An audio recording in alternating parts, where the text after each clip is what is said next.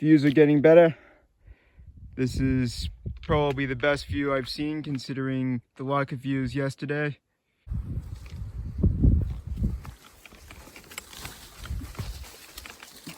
Just ran into some issues with booking.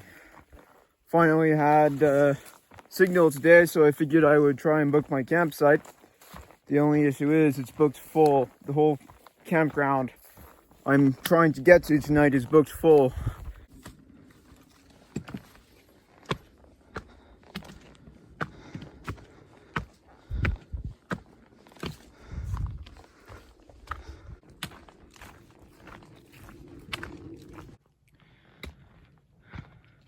That's the campsite I'm aiming for. It's kind of funny how the trail just gets so much worse after you leave the trail that's meant for day hiking. I keep on seeing these lakes. I think they're my favorite part of this national park so far.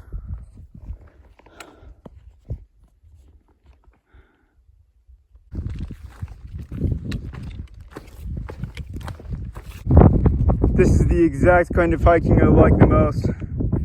Just this really open alpine scenery. Lots of cliffs, great views. There's the ocean again. I love it. So that's where we are, Pic du Brule.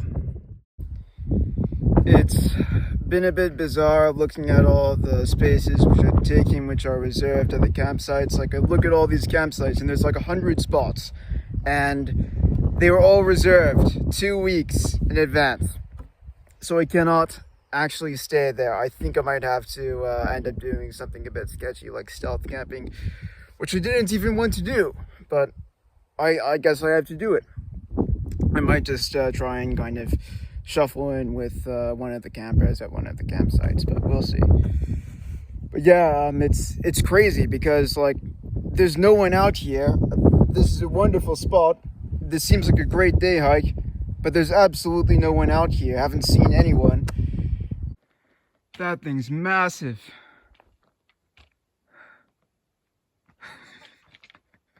It's just curious. It's not even concerned. The track from the last few summits has been totally fantastic. I even met a few people on the way down, although it occurs to me that it's been weeks since I've seen someone or talked to someone who knows English as a first language. This place is pretty huge, lots of people just going to the bathroom to get some water. Tomorrow, for the most part, is on an alpine plateau. And then so is the day after that, which I'm really, really psyched for.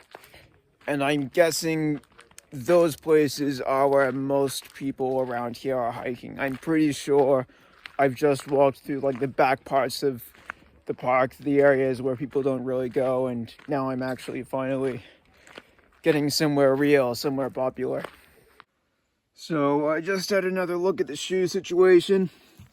So this thing has really fallen apart now. It's a lot like the Tiva, unfortunately. So basically it's just a flip-flop right now, a very, very heavy flip-flop, which will just cause me blisters and foot pain and stuff like that. So I'm kind of thinking that this will have to go. I cannot really keep on wearing this. Luckily, of course, I do have these bedrocks.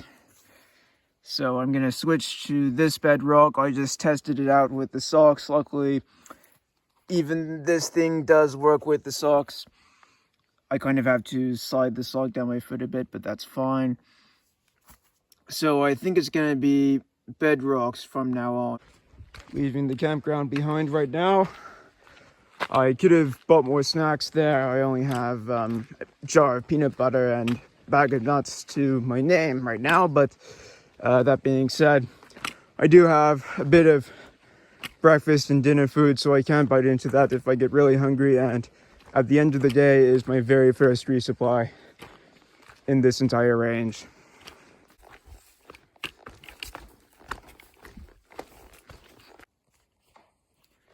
So this is one of the huts, one of the refuges out here in the Chickasaws. These things are everywhere within the national park. Really nice, pretty much up to standard to the huts they have over in New Zealand, I would say. Quite similar, actually. Definitely modeled off the ones in the Alps, I would suggest, though. Nice place, really nice place.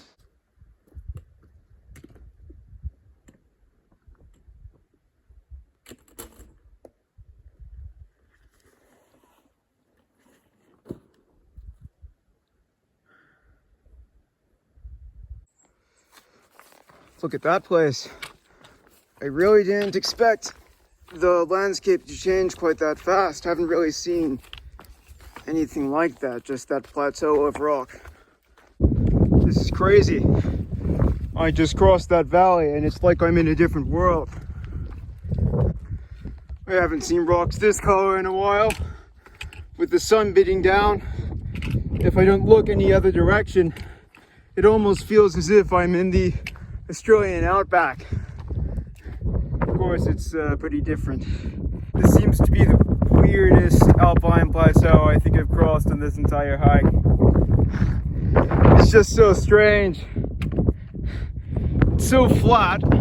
It's extremely rocky. At the same time, it's not any higher than the mountains around it. There's mountains around it. This place full of pines. It has some really nice alpine vegetation, which I probably shouldn't do any trampling on. And it just keeps on going.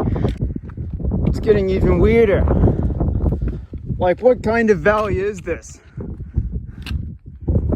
I've seen mountains before. I've seen a lot of mountain ranges before. I haven't seen something that looks quite like this. This is strange. I've seen places like this in Switzerland. Kind of surprised to see them here. But apparently they exist to mark grand routes. So, like, apparently you would find these. Again, I'm not really sure because I haven't hiked in France, but apparently you can find these and they mark long routes like this in France. So they adopted that standard here. Of course, I've probably mentioned a lot of times now how absolutely strange this place is. If I had to describe it, I would say that if the rocks were gray, and maybe if there was slightly less of them, then it would look a lot like the fjords in Iceland, or the pictures of the fjords I've seen in Norway. And if the pine trees were gone, it would look like the Flinders Ranges in the Australian outback. So it's just a very bizarre mix of two very different worlds, almost.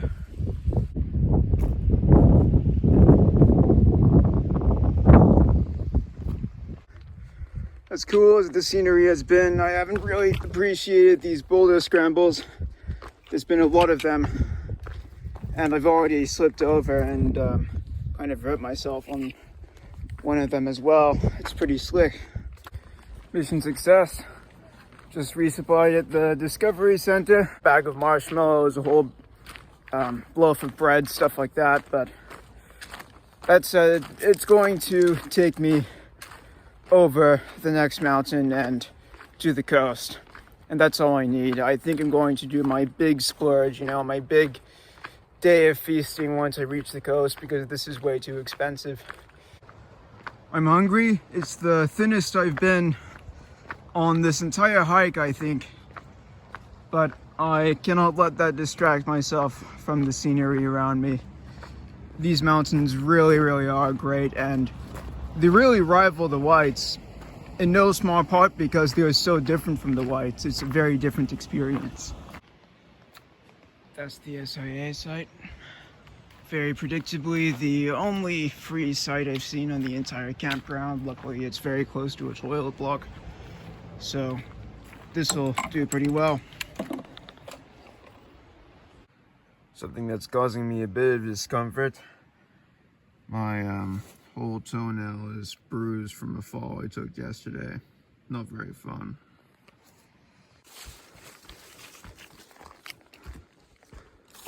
So yesterday I finished surviving a 220 kilometer resupply gap, which is probably, I think, definitely the biggest one I did on trail.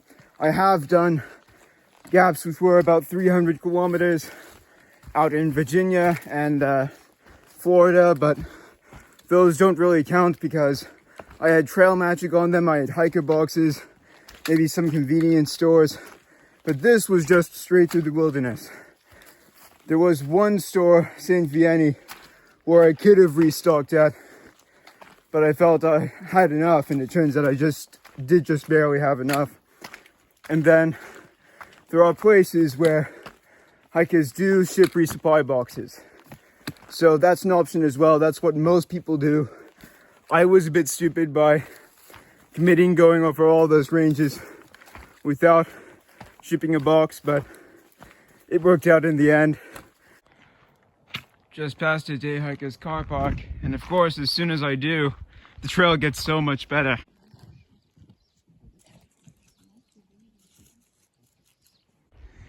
This is epic. It's a lot less weird than yesterday. Feels a lot more like the White Mountains, but it's absolutely epic. Incredible scenery. This is really epic. Again, wasn't expecting this level of scenery, even if it's a bit hazy. Just true alpine stuff, completely different from Mount Albert. Very different rocks.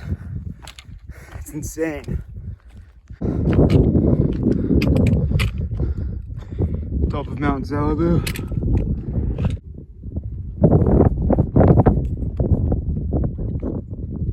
Of course, once I left the day hiking area, the trail got much less defined, much narrower, although it's still not too bad. Lots of boardwalks. So for other hikers, there is a limit on opening hours past this campsite. Luckily, I'm right in the middle of that window, so I should be fine.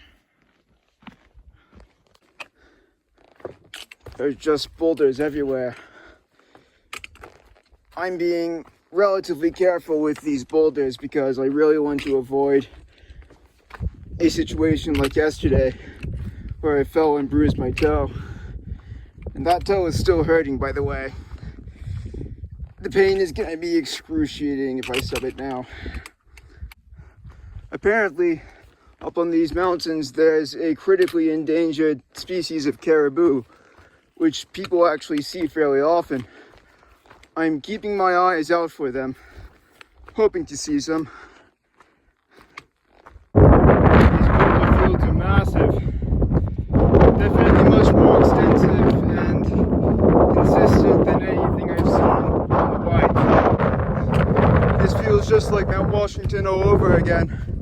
Struggling through a boulder field, following cairns, very strong wind, and this funny looking hut at the top. The park ranger is closing the summit in 10 minutes, so I got here just in time, but such good views from all around. Even when it's misty, it's crazy being here. Super happy to have made this trip. So happy I didn't quit. I didn't know it.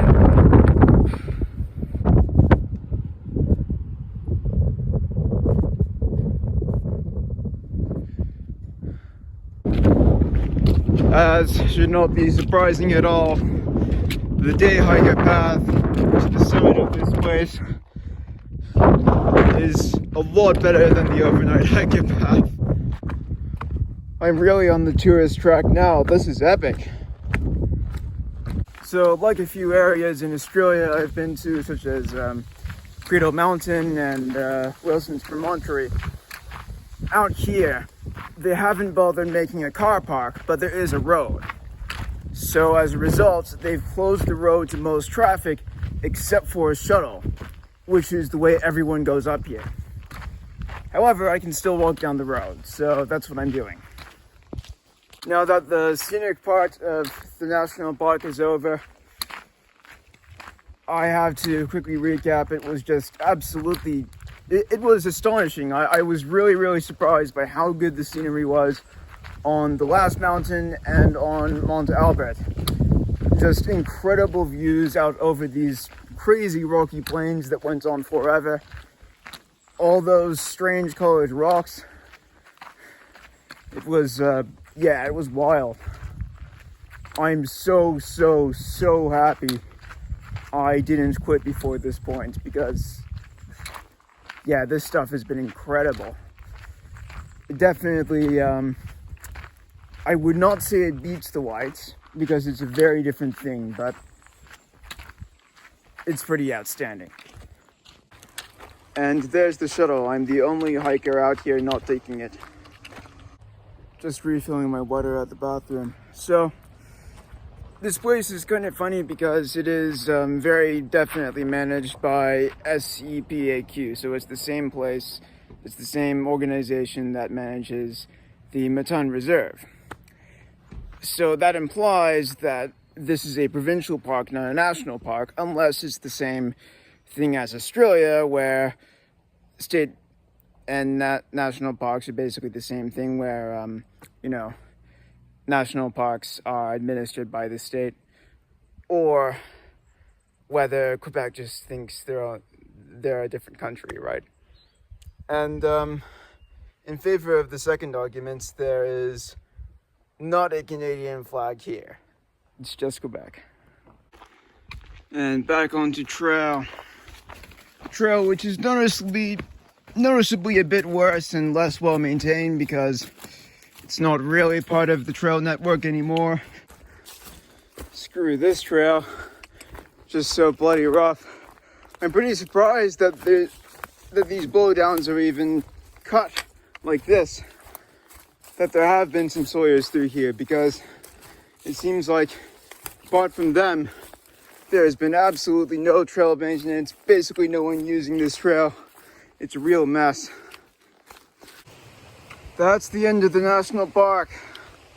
I don't think I'll get to that refuge today, but I'll try my best. I can easily camp on the way if I need to.